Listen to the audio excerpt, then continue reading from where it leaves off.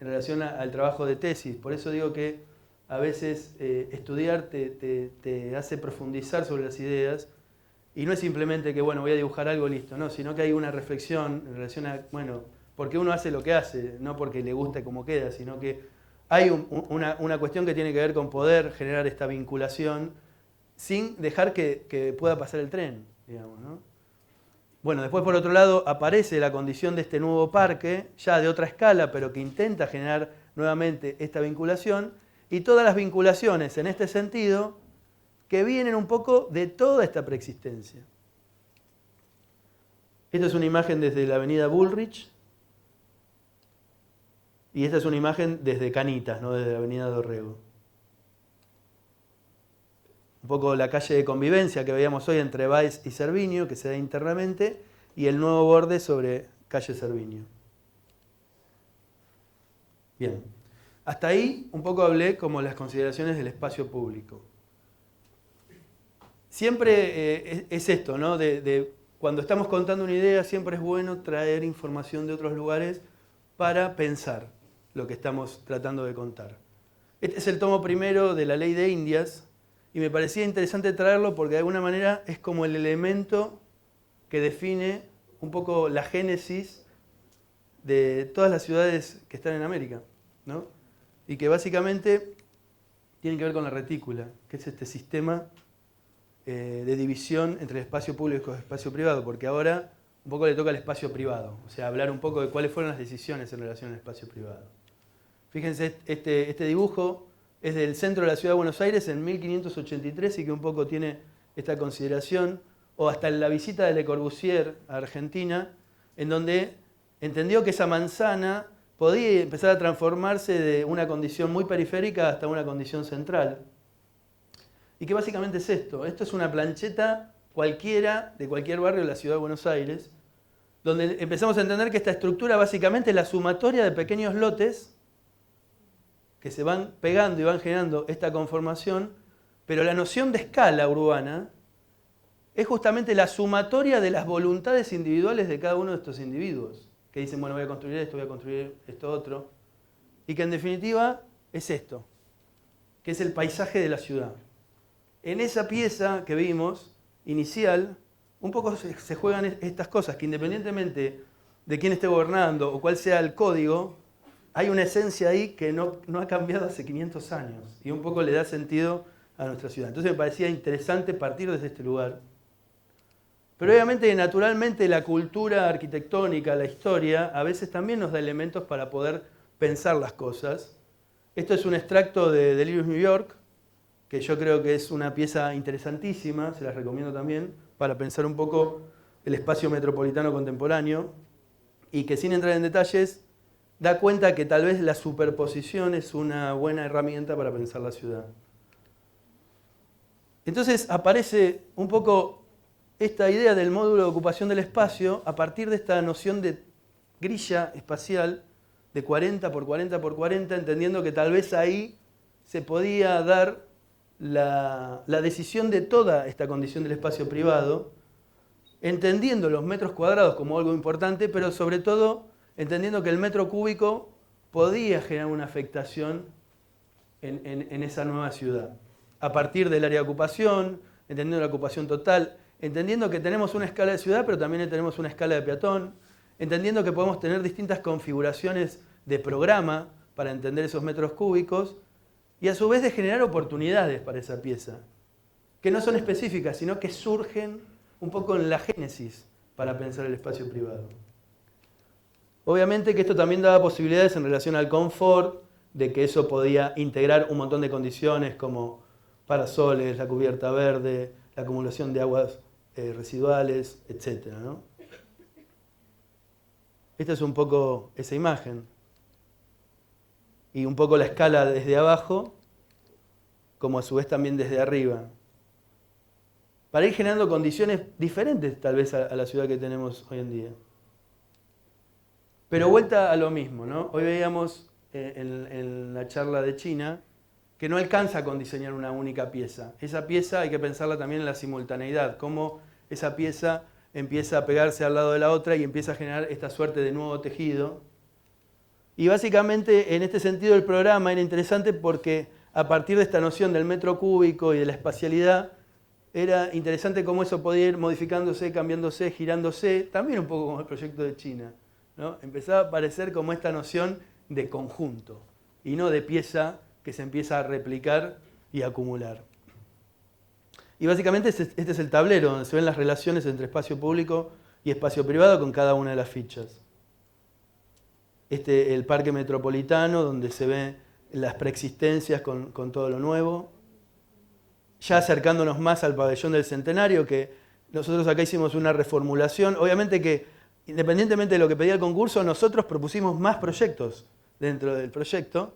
Y esto es una ampliación del programa de los espacios posibles a ocupar dentro del pabellón, que básicamente se da en una planta de subsuelo, que también posibilitaba el ingreso, porque este edificio básicamente tiene una espalda acá y se ingresa desde Bullrich, siempre fue pensado así, pero nosotros pensamos que podíamos ingresar por Dorrego a partir de esta gran rampa y bajando a un espacio de subsuelo, el cual nos permitía tener un programa más contemporáneo, de otro tipo de contemplación y dejar el edificio como una pieza vacía, con alguna cosita y nada más. Esto es un poco las plantas tipos, donde se ve la hibridez del proyecto. Fíjense cómo aparece, cómo los núcleos de alguna manera dan solución, tanto estructural como de vinculación, a distintos programas, a partir de esta grilla de 40×40. Bueno, toda la trama de espacios de cochera, que es interesante porque otra de las condiciones, en realidad, de la generación de este proyecto es que el auto no entra. El auto baja y está por debajo, y es un pequeño proyecto de ciudad que lo que intenta hacer es darle prioridad al peatón. O sea, el auto no entra salvo en consideraciones como la ambulancia, los bomberos, pero la idea es que no entre el auto. Que eso es algo que estamos pensando, porque esto es algo, además, lo interesante que tiene es que es algo que se va a construir. Justamente ayer un poco firmé para hacer la primera etapa del proyecto, por lo menos de la mensura, y este es uno de los temas que se viene, cómo convive el auto con todo esto, ¿no? Bueno, pero es un tema que esperemos que más adelante lo podamos contar. Bueno, un poco las consideraciones de estas plantas. Estos son los paneles que se entregaron en el concurso, fíjense la cantidad de información.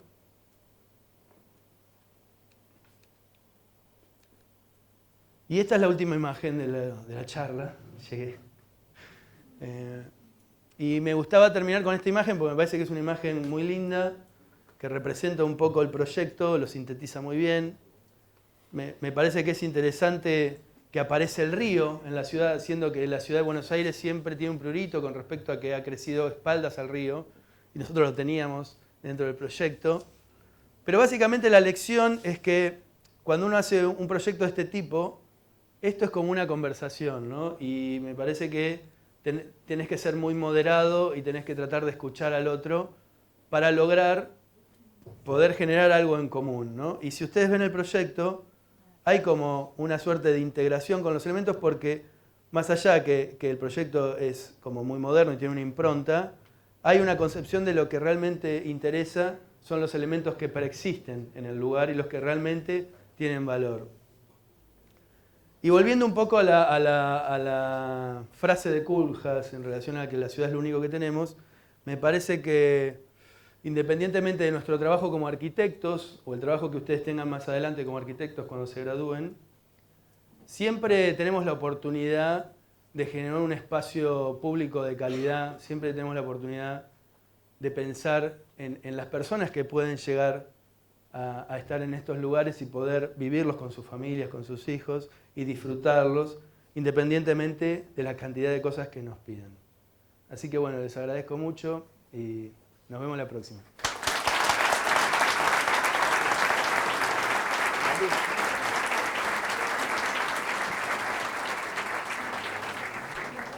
Bueno, Juan, muchísimas gracias.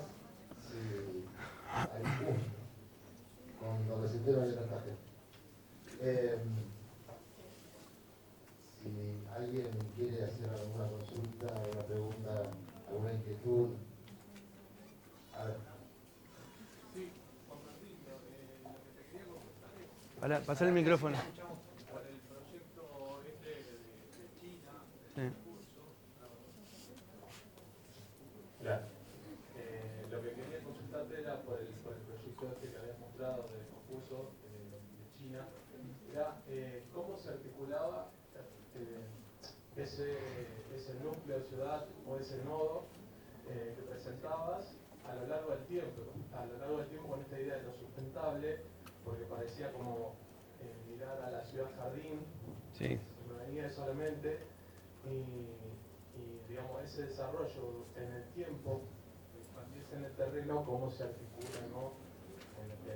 en un contexto como el de China, que tiene un crecimiento súper elevado. Para serte sincero, primero no lo sé, porque no se sabe qué va a pasar con eso.